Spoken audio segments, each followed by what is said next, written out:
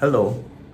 The electric power grid is experiencing a major transformation, and the key driver of this is the increasing deployment of distributed energy resources, DERs. Examples of DERs are rooftop solar PV, wind power generators, battery storage systems, and electric vehicles. So what does this transformation mean for grid operators? It means that effective operation and control of the electric power grid is more challenging, as there are increasingly more resources to control, they are geographically dispersed, and they are inherently intermittent. Our solution to this problem is twofold. One, aggregate these diverse DERs, and two, coordinate and control them in a distributed fashion. Our solution is realized using a network of computing devices called control nodes. And here is a prototype. After the set of DERs to be aggregated has been selected, each DER is connected to a control node, and the control nodes are interconnected over a communication network. Control nodes that are directly connected to a particular control node are called its neighbors. To achieve effective coordination and control of the DERs, the control nodes exchange information in an iterative manner.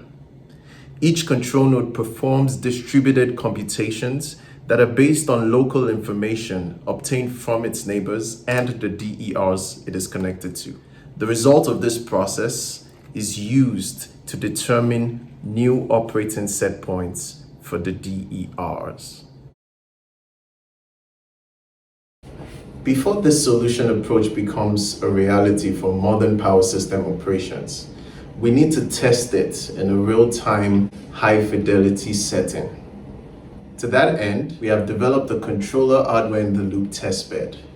And the testbed is made up of two layers, a physical layer and a cyber layer. The physical layer consists of the electric power system, and the physical layer hardware consists of the C-HIL real-time emulator.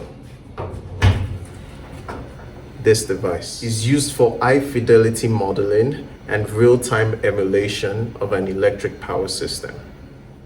The cyber layer consists of multiple control nodes, each controlling a DER in the physical layer. These control nodes are interconnected via a communication network.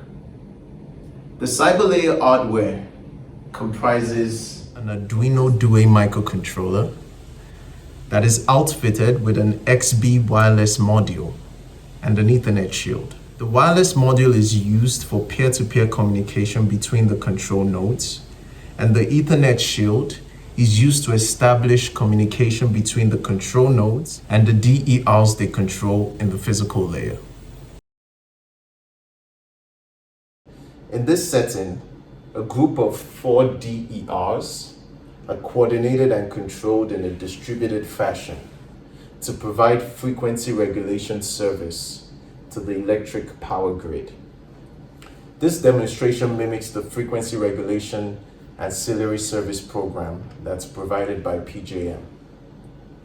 The aggregation consists of 2 rooftop solar PV units, 1 fuel cell unit, and 1 battery storage unit, each controlled by a control node. A regulation signal is received from the grid operator, and this signal states the power that the aggregation must inject into the electric power grid. Let's call the control node receiving the regulation signal the leader node. Here, control node 1 in orange is the leader node. Upon receiving the signal, the leader node communicates this information to its neighbors. They communicate to their neighbors, and this process is repeated by all the control nodes until the distributed system asymptotically reaches consensus. Consensus is reached when all control nodes have computed the optimal contribution of the DERs they control. As soon as consensus is reached, the control nodes adjust the generation set points of the DERs they control accordingly. This is the terminal input for the control nodes. And right now we're going to send a 1000 watt regulation signal to the leader node. And we expect that this signal will be disaggregated amongst all the control nodes so that the net power injected into the bulk grid would increase by 1000 watts. And now we should see this power increase by 1 kilowatt. There we go. It's just increased by 1 kilowatt. And the outputs of each of these DERs has increased in proportion to the available capacity to allow this happen. Now let's look into their outputs. All right, there you see. So you see the reference here, and the output increased according to its maximum and minimum capacities so as to enable the power injected into the grid to increase by 1 kilowatt. Let's look at the fuel cell. This is the fuel cell output. You see it increased, so enable that happen also. And all these outputs increased in the same proportion according to their maximum and minimum capacities. Over here is the reference power, the new reference power for this particular DER. And now I'm going to send another regulation signal, and this time around it will be for 10 kilowatts. And now what should happen is we should see this power output increase by 10 kilowatts. All right, so we should see about 22,000 watts or 22 kilowatts. All right, and I'm going to send it now, and it is sent. All right, so now these DRs are going to disaggregate that signal. There we go. You see, now the new power output is 22,000 watts, and the outputs of each DR was adjusted accordingly.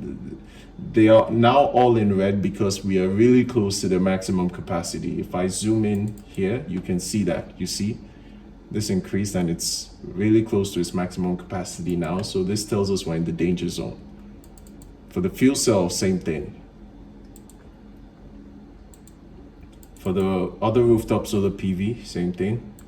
And finally, for the battery storage unit, same thing. So we're much closer to their maximum capacity. And you can see this, the new set point here is now in the range of order of 4 kilowatts. All right, and we can also observe the internal states of the ratio consensus algorithm that enables this happen. So you can see the internal states, they converge here.